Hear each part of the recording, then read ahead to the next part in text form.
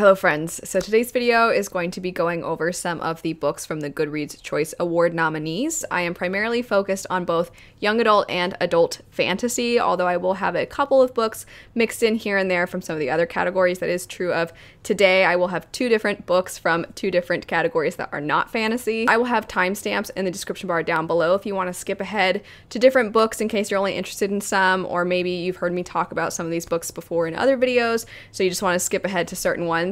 But regardless, I'm going to start with one that I have not yet mentioned because I only recently finished it, and that would be These Hollow Vows by Lexi Ryan. This is one of the fantasy nominees, and I think that this book is probably the tropiest book I've picked up in a while.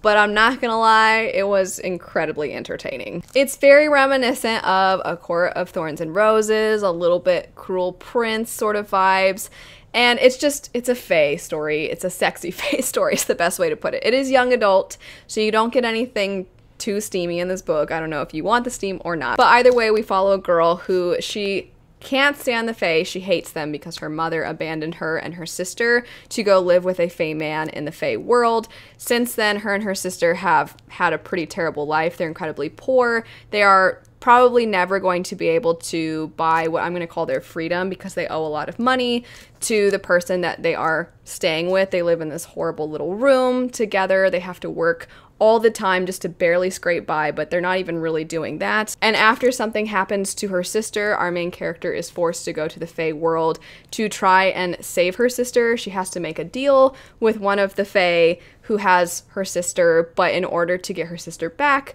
she has to bring 3 items to this evil fae man, and who she has to take these items from turns out to be someone a little bit unexpected. While this was very tropey, it kind of has a love triangle, and the love triangle has the classic dark-haired bad boy and then light-haired good one. Even though you have these character types that we've seen so many times, and even though our main character, she just kind of thinks of herself as plain and skinny, and yet everybody seems to think she's super beautiful, even though we have all those things that, like I said, we've probably seen so many times before. We have seen so many fae stories so many times before. There was just enough different twists and turns throughout the story that I think it still made it unique enough. It's not an exact copy. Definitely a good one to pick up if you just need a pick-me-up, maybe you're in a reading slump, you just need something that's a good old time. That's what this book is going to be. Next up, we have A Vow So Bold and Deadly. This is the 3rd book in the Cursebreakers trilogy. Since the release of this book, it has been announced that we will be getting more books in this world, but for this original trilogy, this is the conclusion. Just a heads up that I am not going to be discussing books that are sequels to series I haven't read. Those are the only ones within the Goodreads nominations in fantasy that I probably won't be picking up, but I had already picked up this series and I had read this book. And as far as the conclusion to a trilogy, I think that this wrapped up nicely. If I had any complaints, it might be that some things maybe wrapped up especially clean in some ways. I don't want to give away the tone of the ending because I think in doing so, you're kind of spoiling the story a little bit. But it was a little bit of a nice bow. You're likely familiar with this story, but just in case you're not, in the first one, we follow a girl named Harper who is from our own world, and it's a portal fantasy, meaning she gets taken from our world to a fantastical one, and she does not really go of her own free will. She is taken there, and she ends up meeting the Beast character who has this curse placed on him where at the end of every season, if he does not find a girl to fall in love with him, he will turn into a beast. He cannot control himself when he is in this mode, if you will, and he ends up committing a lot of violent acts, and this has haunted him, and so he is desperate at this point because this cycle has continued and continued and continued. But the extra stakes that you get is that this is the last chance that he has. This season is the last season, and if he does not succeed, then he is going to stay as a beast forever. Next up, we have an adult sci-fi book, and that would be Winter's Orbit. So this is one of the ones that's not technically in the fantasy category, but I know a lot of you read sci-fi as well. I think just like any genre, there is different subgenres within it. And for this one, it is not necessarily hard sci-fi. It's the kind of story that probably honestly could have taken place in our own world as far as what the themes and the focus are, but our author, in having it be sci-fi, did some really creative things with the different characters and things like gender roles and culture. But the main focus of the story really comes down to these two main characters, both men who are having to have a forced marriage, and it's supposed to kind of solidify this alliance between these two different groups. One of the men is kind of a likable but gets himself into trouble sort of character, and then the other one, you can tell that something has happened in their past that makes them very reserved, makes them very hesitant and timid and eager to not necessarily please, but eager to have somebody stay calm. And that is kind of a big red flag for our other character, who is trying to understand why this man seems to be struggling so much to just be himself and open up and embrace his personality and embrace his hobbies and the things that he loves. There is kind of a murder mystery aspect to the story, but I still think that the kind of selling point of this is the way in which the author tackles the trauma of one of the characters. Next up, we have Six Crimson Cranes by Elizabeth Lim. This story was adorable. It's essentially a Disney movie in a book, so it doesn't sound adorable when you hear the setup if you haven't heard it before, but we follow a main character who is a princess. She's supposed to marry somebody that she absolutely doesn't want to marry. She doesn't know anything about this other person. She just wants to continue having this lovely, carefree life, and she's not malicious, she's not mean-spirited, but she just doesn't really think outside of her own little bubble that has to do with herself. And there's a curse placed on her and her brothers, where her brothers turn into cranes, and then she can no longer use her voice. If she speaks, one of her brothers will die for every word that she speaks. So now she's trying to do what she can to break this curse while not having the ability to speak. And on top of all of that, she ends up finding an ally in the most unlikely of places, in that the person that she was supposed to marry ends up being somebody who she might be able to trust. It's one of those stories that you have a character that starts out in a position of privilege, and then they are stripped of that, and then they have to kind of work their way up.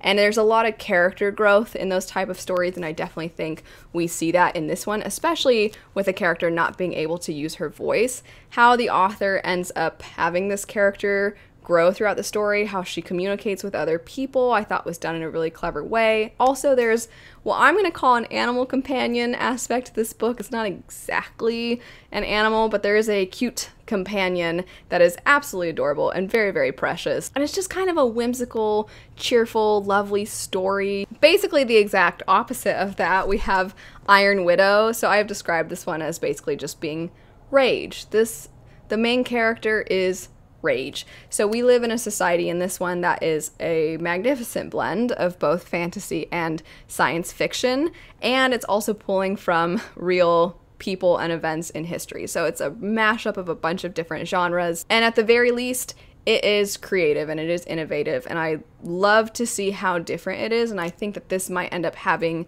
quite the impact on the genre in general, because it shows just how different you can be. The setup is that we follow a society where there are these monsters that pose a significant threat to mankind, and the way that society fights back is through these giant things called chrysalises. That the comparison that this book has in the marketing is that it's like Pacific Rim. So if you imagine what those are, they're kind of like giant robots and Transformers in a way. If you mix that with the Handmaid's Tale, that's the other thing that the marketing has compared this to. And that's because in order to control these giant robot monsters, you have to use the magic of the people. The boys' magic, everyone believes, is stronger than the girls, but they need girls often in order to get the magic to be strong enough to have these giant monsters transform. That's a very basic way to put it. There's much more to it, but often in doing this, the girls end up dying, and they feel like it is just a sacrifice that needs to be made in order to keep the rest of society safe. So girls often die for this important, necessary cause, but our main character, one, doesn't like that this is how things are, and two, someone she knows was killed in this effort, and now all she wants is revenge. And she ends up maybe getting a little bit of what she wanted too much, and then having to try and break the system down from the inside. Last on the list is the other book that is not fantasy, and that would be Firekeeper's Daughter. This is a story that is contemporary YA. It doesn't take place exactly in modern times, but it's pretty modern. It's early 2000s. The author dives into some really incredibly emotional and heavy topics in this book.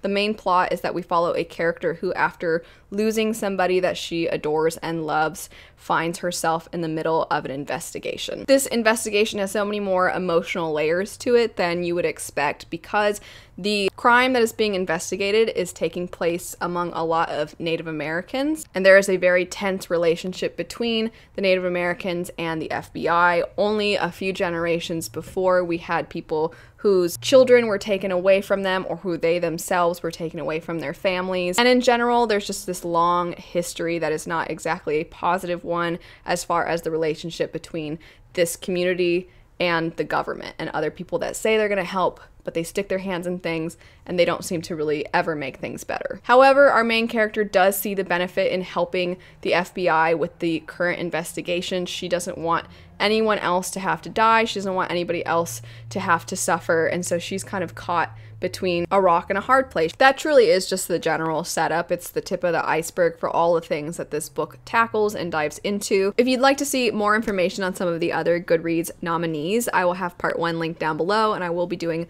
more of these moving forward. I know today was a little bit young adult heavy. We will be getting into more adult fantasy, and I did get into some more in the previous video. So like I said, I'll have that linked. I will also have purchase links if you're interested in checking out any of these books. Let me know if you have read these, what your thoughts were on them. Let me know if you're planning on picking any of them up. But anyway, thanks so much for watching. I hope you have a great rest of your day, and I'll see you all later. Bye.